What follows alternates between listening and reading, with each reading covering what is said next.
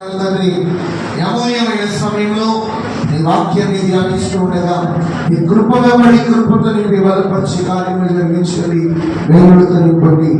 ఈ సమయంలో నాయన ఏ ఆలోచనతో, ఏ తలంపుతో, ఏ ఉద్దేశంతో మేమున్నా మా ఆలోచన నీవే కావాలి, మా తలంపు నీవే కావాలి, మా ఆశ నీవే కావాలి. మనందరం కలిసి నాపై చూపిన ప్రేమ ఎంతో గొప్పదయా, కలలోనైనా నిన్ను మరువలేసయ్యా. రుచి చూచి ఎరిగా నిన్ను నా యేసయ్యా. నీ కృప నా జీవము కంటే ఉత్తమమైనదయ్యా. నీ ప్రేమ ధ్వజమే పలికే నాపై నచ్చావయ్యా. నువ్వే నన్ను భూమించలేను, నా శ్వాసని బలిగా. నా బుద్ధి పత్తా నీవే, నా ప్రాణం సర్వం నీవే సయ్యా. నువ్వే నన్ను అందుకున్నావయ్యా. నా పేరు మధ్య అసలు కాదయ్యా. సుఖాలు ప్రేమపై తిరిగావు అంటూ నిమ్మకై జగములకు ప్రవర్తగా నిర్వహించావు. నా తల్లి గర్భమునందు ప్రవేశించావయ్యా. జనములకు ప్రవర్తగా నియమించావయ్యా. నా తల్లి గర్భమునందు ప్రవేశించావయ్యా. కృపా కృపా నా యేసు కృపా, కృపా కృపా కృపా నా యేసు కృపా, కృపా కృపా కృపా. పరిశుద్ధుడా నీకే వందనాలు తండ్రి. నీ అమూల్యమైన వాక్యాన్ని ధ్యానిస్తుండగా నీ వాక్యాన్ని గ్రహించే మనస్సును మా అనుగ్రహించండి. తెలివిని జ్ఞానాన్ని దయచేయండి. నీ వాక్యం వింటున్నప్పుడు, వింటబడుతున్నప్పుడు అయ్యా మా హృదయంలో తెరవబడాలి.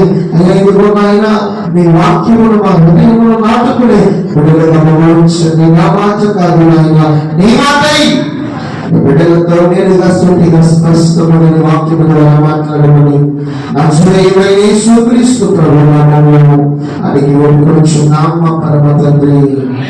చెప్తామా? ఆమేన్. దేవుడు తన వాక్యాన్ని ద్వారా మనతో మాట్లాడేవారిగా ఉన్నారు.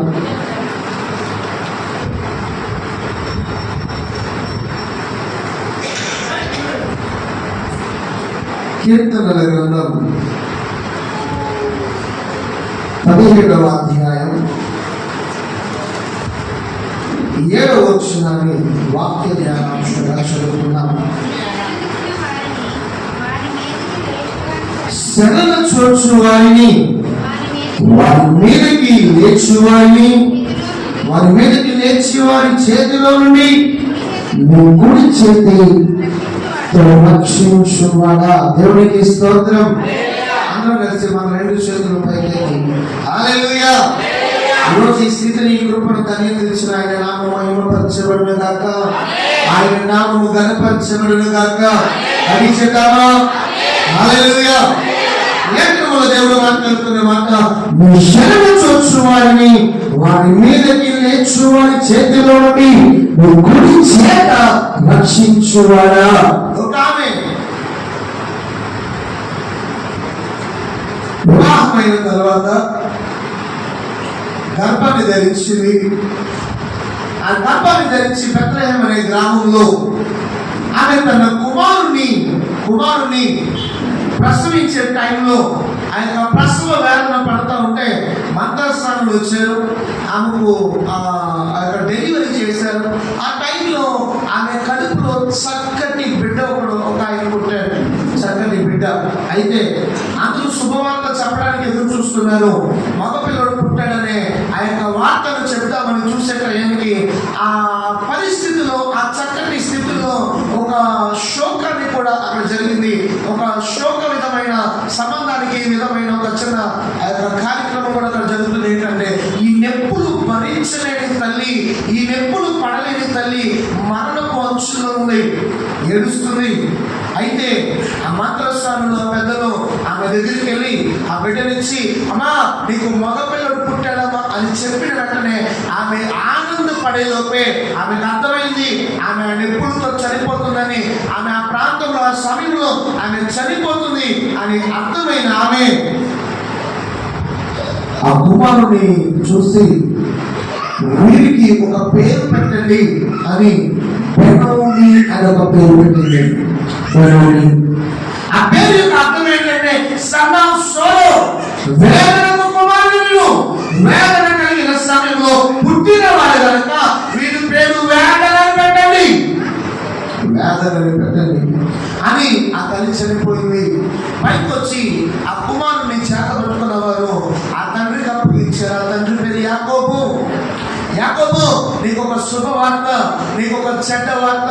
ఏంటయ్యా మంచి వార్త, చెడ్డ వార్త అంటే, మంచి వార్త నీకు కుమారుడు పుట్టాడు, చెడ్డ వార్త నీ భార్య చనిపోయింది.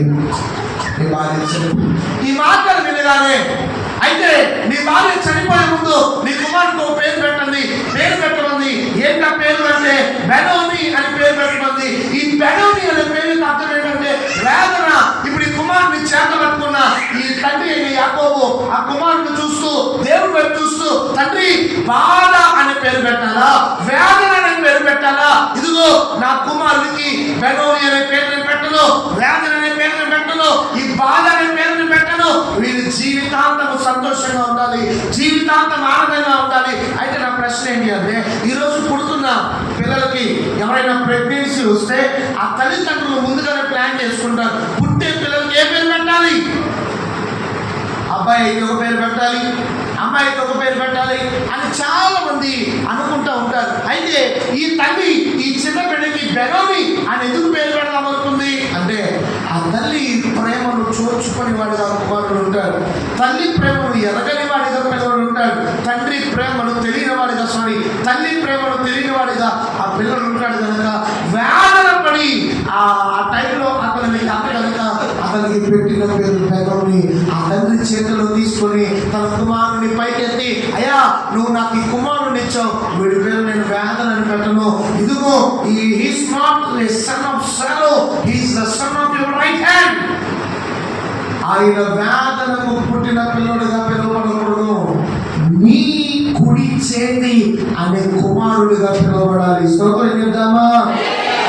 కుడి చేతి కుమారుడిగా పిలువబడాలని ఆ కుమారుడి యొక్క పేరు మార్చి ఆ బెనోని అనే పేరును తీసి ఆ తండ్రి ఆ కుమారుడికి బెంజమిన్ అనే పేరు పెట్టాడు. స్తోత్రం చెప్పండి గట్టిగా. హల్లెలూయా. యాకోబు కుమారులలో ఆఖరి కుమారుడు బెంజమిన్.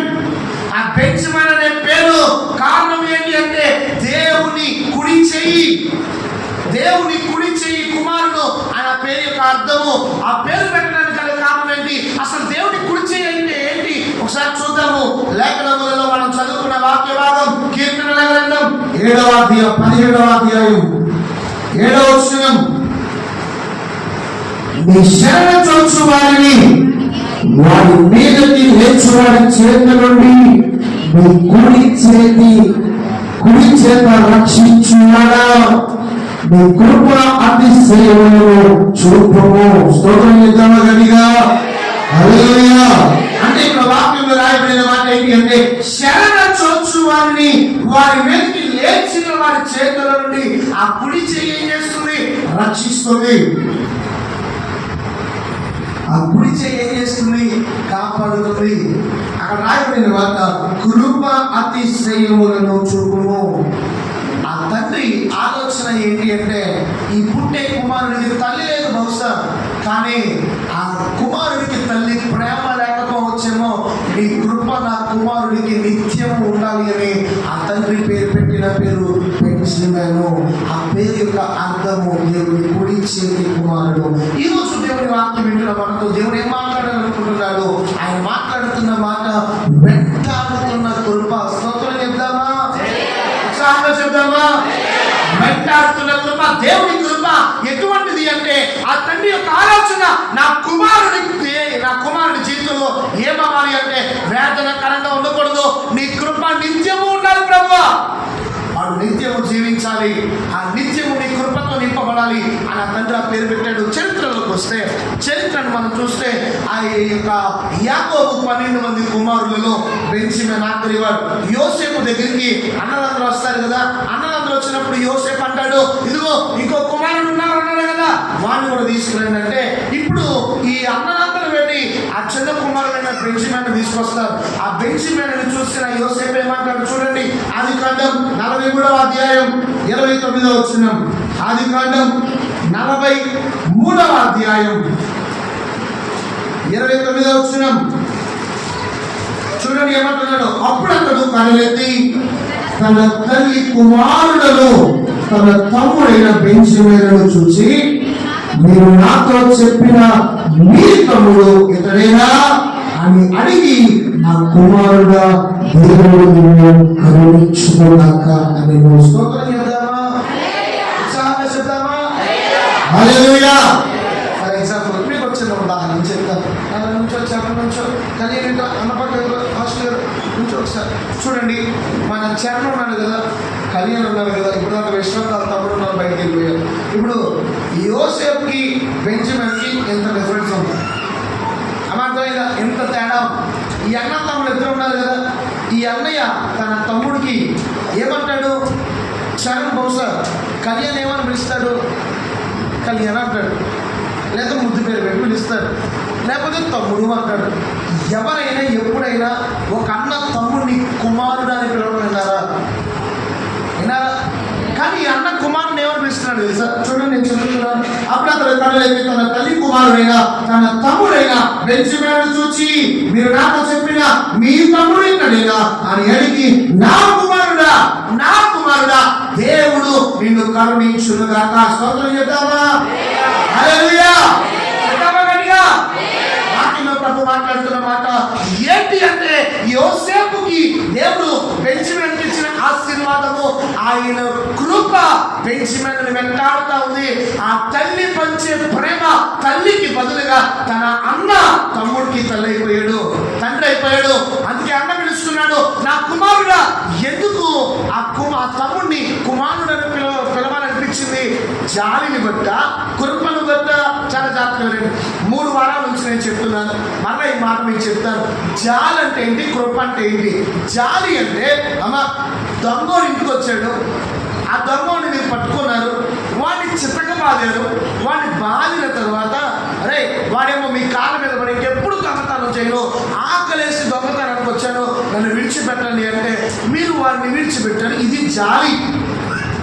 అది కృప అంటే ఏంటి? అదే దొంగడు వచ్చాడు, దొంగతనం చేశాడు, వాడి మీద మీరు ఒక్క దెబ్బ కూడా వేయకుండా వాడిని చూసి వాడిని పంపించేసి వాడిని మళ్ళీ వెనక వెళ్ళి ఓ 100 రూపాయలు జేబులో పెట్టి పంపించారు. ఇది కృప అంటే. దేవుడు మనకి ఏమి ఇచ్చాడు అంటే కృపనిచ్చాడు. ఈ తండ్రి అయిన యాకోబు తన కుమారుడికి ఏం రావాలనుకున్నాడో కృప రావాలనుకున్నాడు. లేఖనంలో మనం చదివితే 34వ వచనం చదవండి ఒకసారి. మరియు అతను తన ఎదుట నుండి వారికి వంతులెత్తి పంపెను. బెంజమిను వంతు వారందరి వంతుల కంటే 5 ఇంతలు గొప్పది. వారు విందు అడిగించి అతనితో కలిసి సంతృష్టిగా తాగిరి. స్తోత్రం చెప్తావా? ఉత్సాహంగా చెప్తావా? హల్లెలూయా. యోసేపు చేసిన పని ఏంటి అంటే, అన్నలందరికీ సమానమైన ధాన్యాన్ని ఇచ్చాడు, అందరికి ఒక్కొక్క వంతు ఇచ్చాడు. కానీ బెంజమినుకి ఇచ్చిన వంతు ఎంత? 500 పెద్దది. ఎలా వచ్చింది 500 పెద్దది? వేదన పడి కాదు కదా తల్లి, వేదన అని పేరు పెట్టింది కదా. కానీ తండ్రి పెట్టాడు, నా కుమారుడు నీ కుడి చేతి కుమారుడు, నా కుమారుడికి నీ కృప తోడుండాలని పెట్టాడు. ఆ కృప ఎలా మార్చబడిందంటే, బెంజమిను దీవించడం మొదలైంది, బెంజమిను ఆశీర్వదించబడ్డాడు. 5 అంతరాలకు వచ్చింది. తర్వాత ఇశ్రాయేలీయులు ఐగుప్తు నుండి బయలుదేరి మరలా వారు కనానుకు వెళ్తా ఉంటే, వారు ప్రయాణమై వెళ్తా ఉంటే వారి గోత్రాలను మనం చూడొచ్చు. ఒకనొక సందర్భంలో ఇశ్రాయేలీయులందరినీ లెక్కిస్తున్నారు. మనం చూడండి జనాభా లెక్కలు ఉంటాయి. ఈ జనాభా లెక్కలు వచ్చినప్పుడు మీ ఇంట్లో ఎంతమంది ఉన్నారు, మీ వంశంలో ఎంతమంది ఉన్నారు, ఇవన్నీ తెలుస్తుంది. అమ్మా ఆ జనాభా లెక్కల్లో సంఖ్యాకాండంలో మనం చూస్తే ఇశ్రాయేల్ అందరూ ప్రయాణం వెళ్తా ఉన్నారు, అందరినీ లెక్కిస్తున్నారు. ఆ లెక్కిస్తున్న టైంలో బెంజమినీయులను లెక్కిస్తే బెంజమినీయులు ఎంతమంది ఉన్నారంటే దాదాపు 35,400,400 మంది ఉన్నారు. చూడండి ఒకసారి ఈ మాట కూడా చదువుతాం.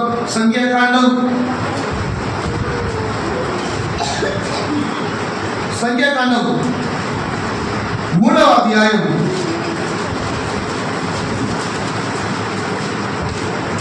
26వ అధ్యాయం 3వ వచనం.